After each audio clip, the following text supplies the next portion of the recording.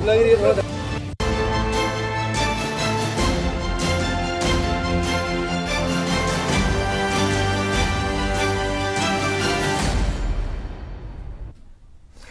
UP live देख रहे हैं आप और मैं हूं आपके साथ शिवम चतुर्वेदी। बुलेटिन की शुरुआत करते हैं। अयोध्या में 31 दिसंबर को होगा भव्य समारोह।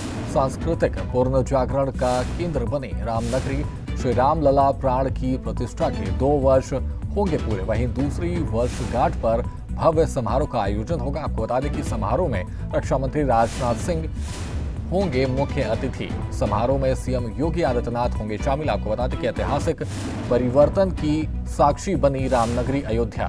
तो अयोध्या में 31 दिसंबर को होगा भव्य समारोह और इस दौरान रक्षा मंत्री राजनाथ सिंह भी मौजूद रहेंगे। सांस्कृतिक पुनर्जागरण का केंद्र बनी रामनगरी श्री राम लला प्राण की प्रतिष्ठा के 2 वर्ष होंगे पूरे। ऐतिहासिक परिवर्तन की साक्षी बनी रामनगरी अयोध्या। दूसरी वर्षगांठ पर कार्यक्रम का आयोजन और समारोह में रक्षा मंत्री राजनाथ सिंह होंगे मुख्य अतिथि।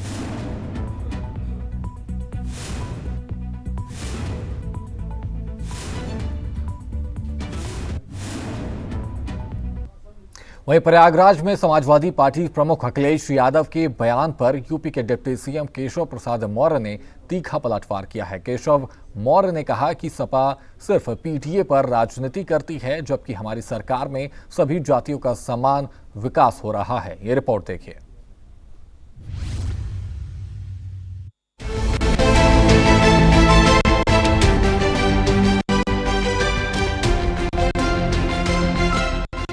प्रयागराज में सपा प्रमुख अखिलेश यादव ने हाल ही में सरकार पर जातिगत राजनीति का आरोप लगाया था। इसके जवाब में डिप्टी सीएम केशव प्रसाद मौर्य ने तीखा पलटवार किया। केशव ने कहा कि सपा सिर्फ पीडीए पर राजनीति करके वोट बैंक बनाती है, लेकिन योगी सरकार में सभी जातियों को समान अवसर रहे हैं। विकास की योजनाएं बिना भेदभाव के चल रही हैं।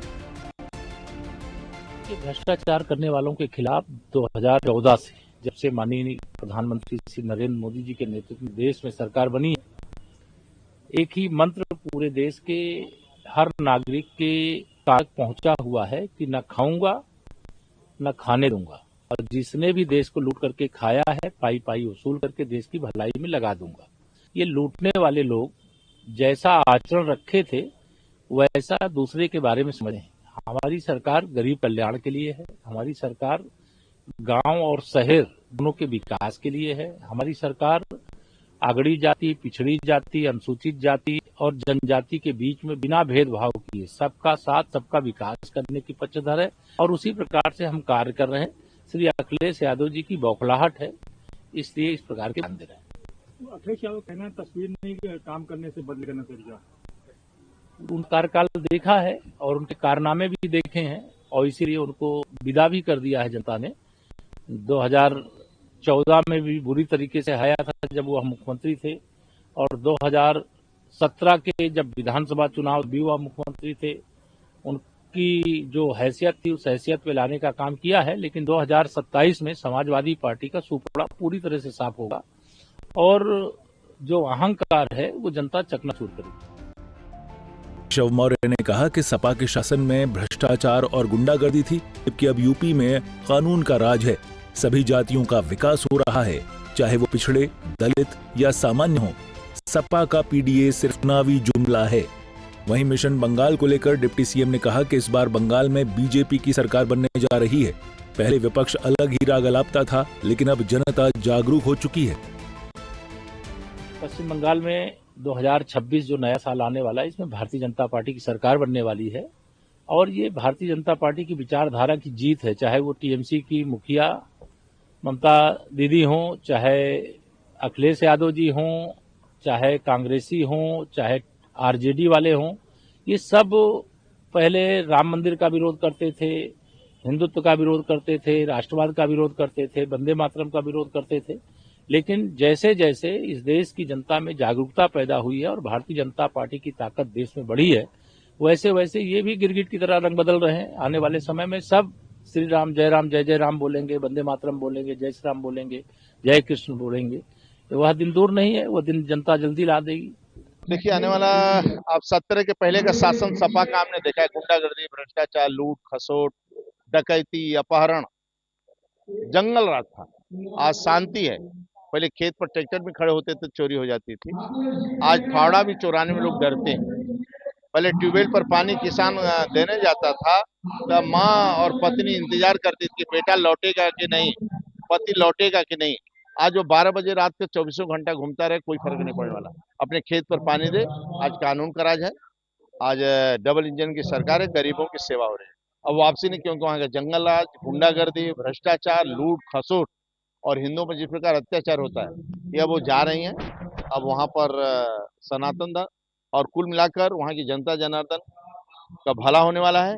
जो पंक्ति का अंतिम व्यक्ति, जो सरकार का लाभ नहीं मिला है, ऐसे गरीबों का पक्का मकान, शौचालय, नल का कनेक्शन, राशन, सभी को, गरीबों को खुशहाली। अब वो एक तरफ ममता जा रही, इसलिए कुछ भी करते ना, कुछ होने वाला नहीं। डिप्टी सीएम ने कहा कि योगी सरकार ने सभी वर्गों के लिए योजनाएं चलाई हैं। गरीबों को राशन, किसानों को एमएसपी और युवाओं को रोजगार।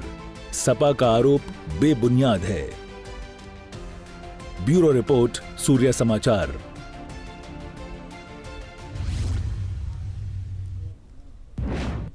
वहीं संभल में कब्रिस्तान के पास सरकारी भूमि पर अवैध अतिक्रमण हटाने की कार्रवाई से पहले पुलिस ने फ्लैग मार्च किया। भारी पुलिस बल तैनात कर दिया गया है। प्रशासन ने शांतिपूर्ण कार्रवाई का भरोसा दिया है। इलाके में कानून व्यवस्था बनाए रखने के लिए पुख्ता इंतजाम भी किए गए हैं। रिपोर्ट देखिए।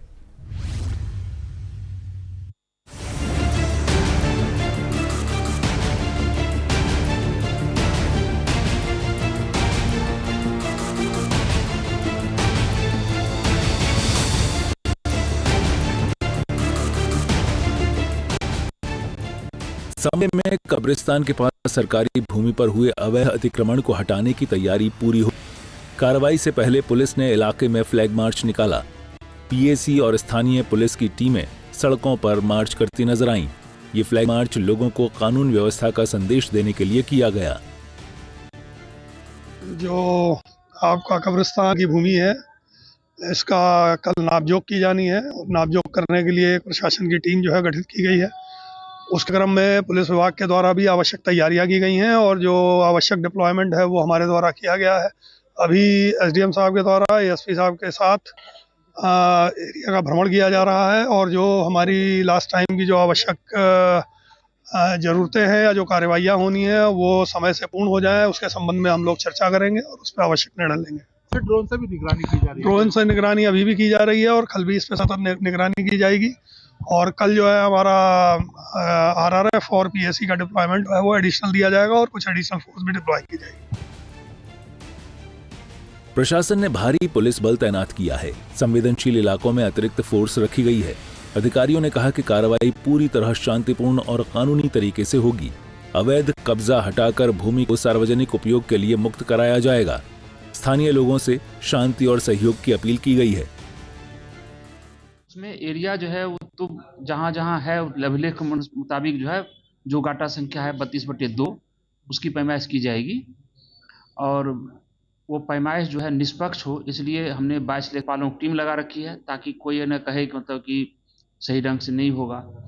और तीसरी चीज़ की वह पैमाइश जो है हितबद्ध पक्षकार की उपस्थिति में हो, इसलिए जो पक्षकार हैं सबकी हमने बैठक बुलाई है और सबसे हमने कहा है कि वो लोग सब समय से मौके पर उपस्थित रहें। क्या सर कुछ इसमें सुरक्षा के मद्देनजर क्या तैयारी?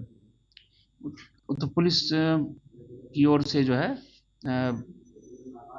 डीएसपी सीओ सर भी थे और पूरी पुलिस थी, तो उसी मुताबिक उनकी व्यवस्था रहेगी। संभल में पहले भी अतिक्रमण हटाओ अभियान चल चुका है। योगी सरकार के निर्देश पर पूरे यूपी में अवैध कब्जों पर सख्ती हो रही है। इस कार्रवाई से पहले फ्लैग मार्च और पुलिस तैनाती से इलाके में शांति बनी हुई है। कोई अप्रिय घटना न हो, इसके लिए सभी इंतजाम किए गए हैं। ये आप देख रहे हैं कि जामा मस्जिद से लगी हुई एक कब्रिस्तान की भूमि है और ये सार्वजनिक प्रयोजन के लिए भूमि है और आप खुद जानते हैं कि कब्रिस्तान का उपयोग किस रूप में होता है। लेकिन ये शिकायत मिली कि इस भूमि पर लोगों ने अवैध रूप से दुकान और मकान बना लिए हैं। आज उसकी पैमाइश कराई जा रही है। इस पैमाइश के बाद अगर इनका कब्जा पाया जाता है तो फिर नियमानुसार कार्रवाई की जाएगी। सर, जो मेजरमेंट कर रहे हैं ये डॉक्यूमेंट्स, ये पुराने का कब के डॉक्यूमेंट्स से मेजरमेंट होगा? ये जो आप उसमें मिलान करें? इस ग्राम का यही एक डॉक्यूमेंट्स है जो एनजेडे कहा जाता है, उसी डॉक्यूमेंट से किया जा रहा है। जिस डॉक्यूमेंट से इस जामा मस्जिद का अस्तित्व है, उसी डॉक्यूमेंट से इस कब्रिस्तान की पैमाइश की जा रही है। प्रशासन का कहना है कि सार्वजनिक भूमि पर किसी का भी कब्जा बर्दाश्त नहीं किया जाएगा। कानून सबके लिए बराबर है। कार्रवाई के दौरान यातायात और सुरक्षा पर विशेष नजर रखी जा रही है। संभल में अवैध अतिक्रमण पर फ्लैग मार्च और पुलिस तैनाती शांतिपूर्ण कार्रवाई की गारंटी दे रही है। सार्वजनिक भूमि मुक्त होगी, यूपी में कानून का राज और मजबूत हो रहा है।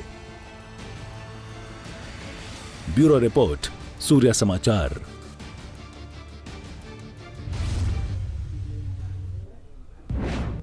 वहीं प्रयागराज में माघ मेला 2026 की तैयारियां जोरों पर हैं। दमकल विभाग ने अपनी तैयारियां पूरी कर ली हैं। मेले में आग से सुरक्षा के लिए विशेष इंतजाम किए गए हैं। 50 से ज्यादा दमकल वाहन तैनात रहेंगे। संगम क्षेत्र और मेला परिसर में फायर स्टेशन बनाए गए हैं। विभाग ने कहा कि किसी भी आपात स्थिति से निपटने के लिए पूरी टीम अलर्ट है। ये रिपोर्ट देखिए।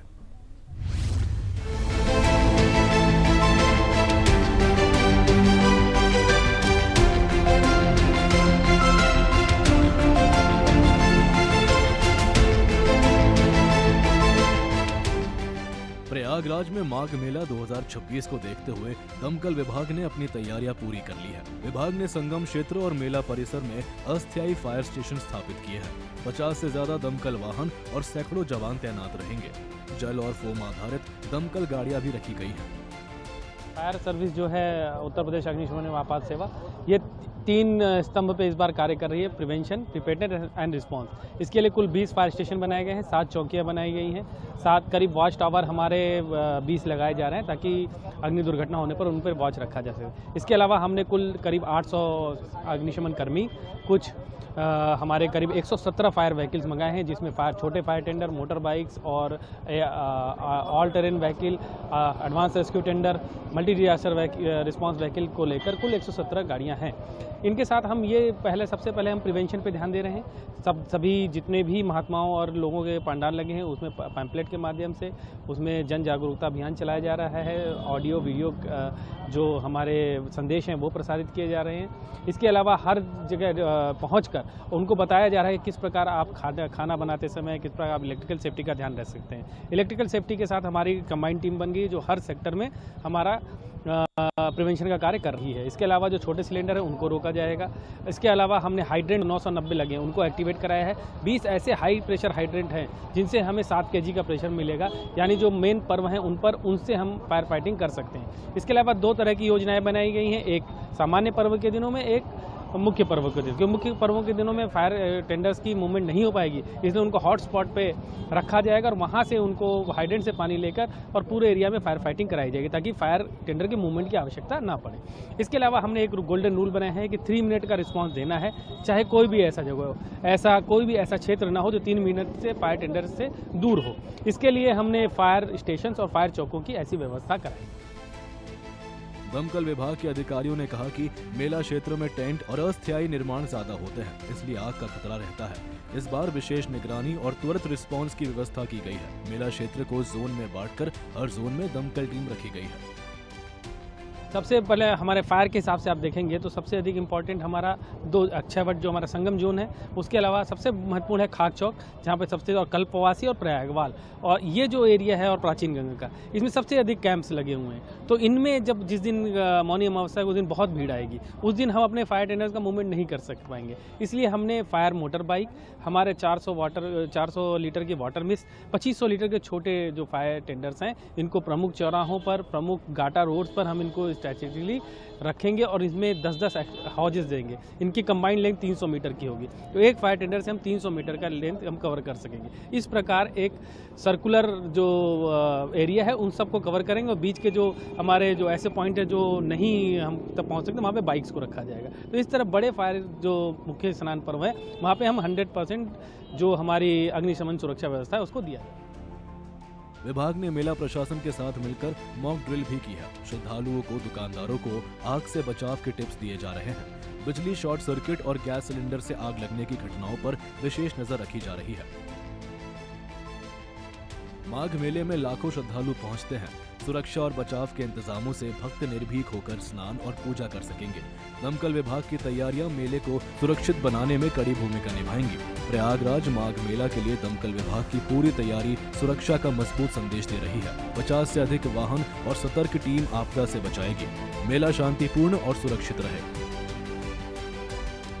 ब्यूरो रिपोर्ट, सूर्य समाचार।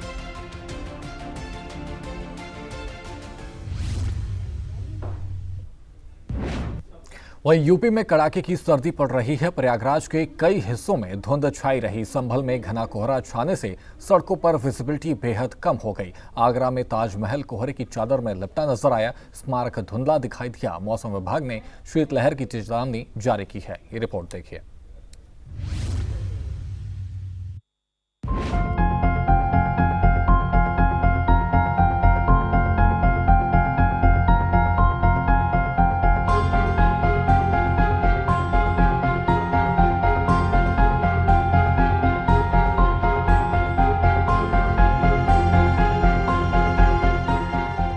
जहां पूरा उत्तर भारत शीतलहर और ठंड की चपेट में है, तो वहीं यूपी में तापमान तेजी से गिर रहा है। प्रयागराज शहर के कई इलाकों में सुबह सुबह धुंध छा गई। सड़कों पर वाहन धीमी रफ्तार से चलते नजर आए। लोग गर्म कपड़ों में लिपटे दिखे।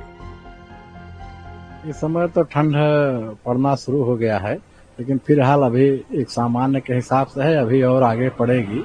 लेकिन इस समय आदमी को जो है काम चल जा रहा है। हाँ, कोहरा पड़ना शुरू हो गया है।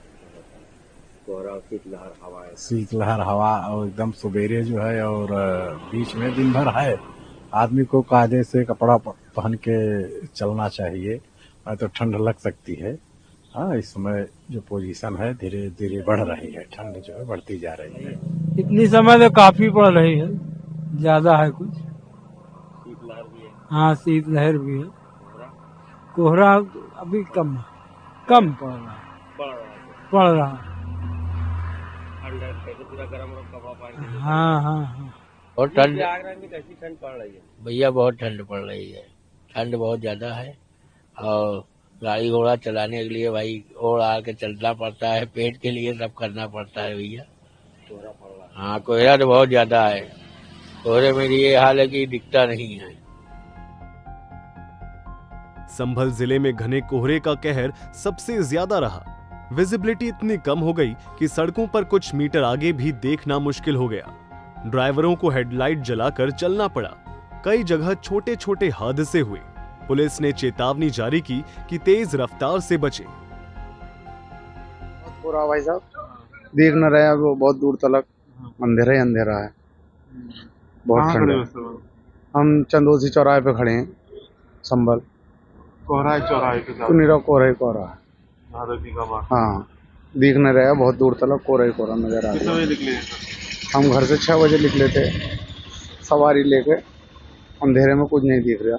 बहुत आराम से होले रिक्शा चला रहा। कोहरा ये जो हमारी रोडवेज की संभल मुरादाबाद की जो 10 मिनट की सेवा है, अब कोहरे के दृष्टिगत सवारी ना होने के कारण 15 मिनट की सेवा कर दी गई है। और जो रोड पे कोहरा होने की वजह से पहले गाड़ी 1.25 घंटे में जाती थी, वो अब 1.5 घंटे में जा रही है, जिसमें चालक को और परिचालकों को भी परेशानी का सामना करना पड़ रहा है। फॉग लाइट लगा रखी है। फॉग लाइट वगैरह सब लगी हुई है, कोई दिक्कत नहीं है। तो बड़ा ध्यान से रोड पे। हाँ, बड़े ध्यान से इसका कोहरा है तो बड़ा ध्यान से चलाते होंगे। जी, कोहरे में सफेद पट्टी का ही सहारा लेकर चलना पड़ता है। लाइटें भी जहाँ कौन सी फॉग लाइट लगा लो, कोई सी भी लगा लो, वो कोई लाइट काम नहीं कर पाती। फिर भी पट्टी का सहारा लेकर हमें चलना पड़ता है। अब जैसे हमारा रास्ता है ये 1-1.25 घंटे का, वही 1.25-2 घंटे के आसपास लग रहे हैं पूरे।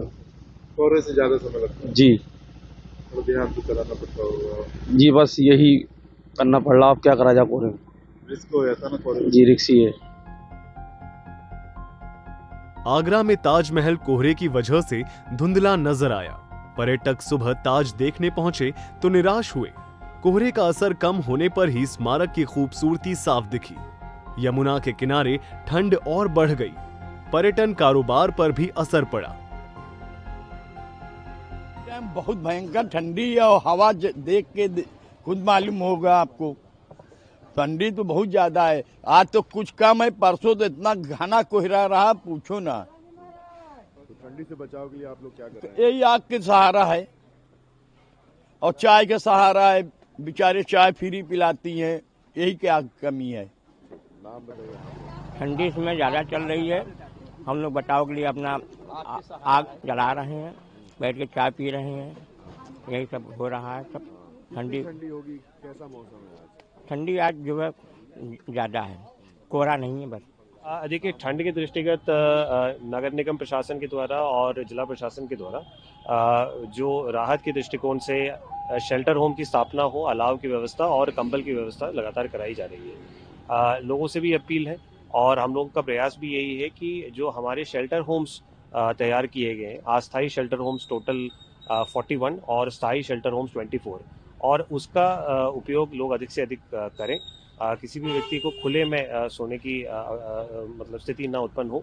और जो नगर निगम के टीम्स भी लगाए गए हैं, प्रशासन के जो हमारे ACMs हैं उनको भी साथ में लगाए गए हैं कि जो भी व्यक्ति हैं जो खुले में हैं उनको नगर निगम के द्वारा संचालित शेल्टर होम्स तक उनको पहुंचाएं।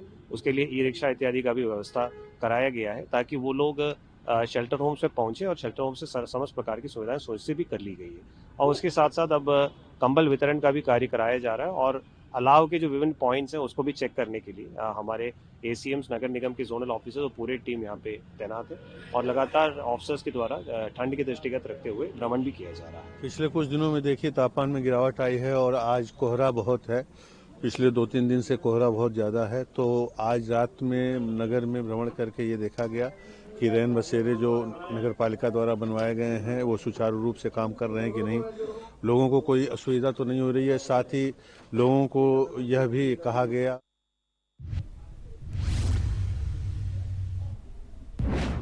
फिलहाल यूपी लाइव में इतना ही। आप तमाम खबरों के लिए देखते रहिए सूर्या समाचार।